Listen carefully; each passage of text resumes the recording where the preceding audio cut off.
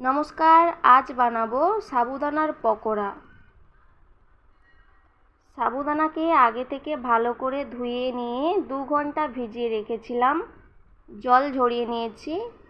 একটা আলু গ্রেট করে নিচ্ছি। সাবুদানা, আলু, 2 চামচ কর্নফ্লাওয়ার,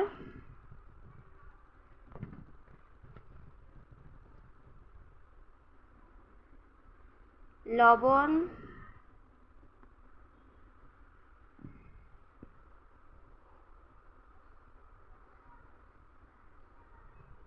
অল্প করে হলুদ, লঙ্কা গুঁড়ো, গোটা জিরে, 1 চামচ গরম মশলা,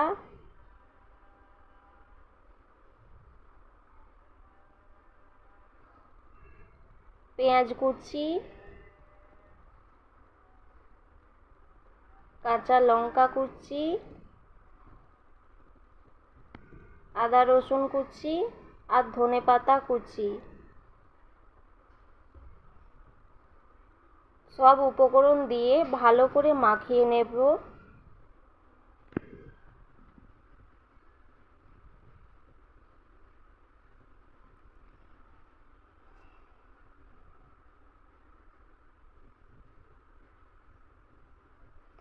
একটা থালাতে অল্প করে তেল নিয়ে মাখিয়ে নিচ্ছি।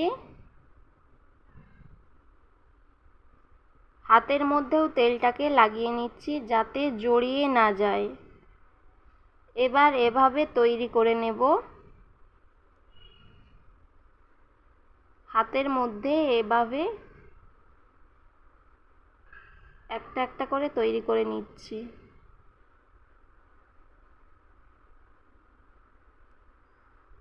একটা হয়ে গেছে, আরও একটা করে দেখাচ্ছি।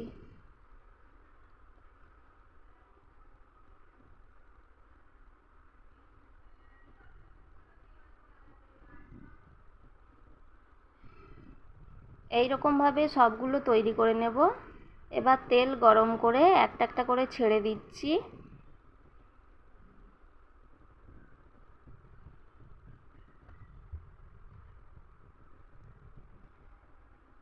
এটাকে গ্যাস কমিয়ে অল্প আঁচে লাল লাল করে ভেজে নিতে হবে, না হলে ভেতরটা একবারে কাঁচা রয়ে যাবে, ভাজা হবে না।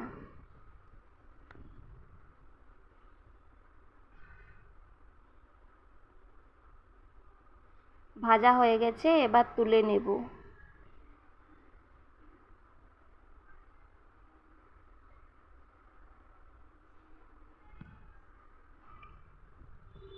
একটা ভেঙে দেখাবো ভেতরটা ভালো করে ভাজা হয়ে গেছে কিনা।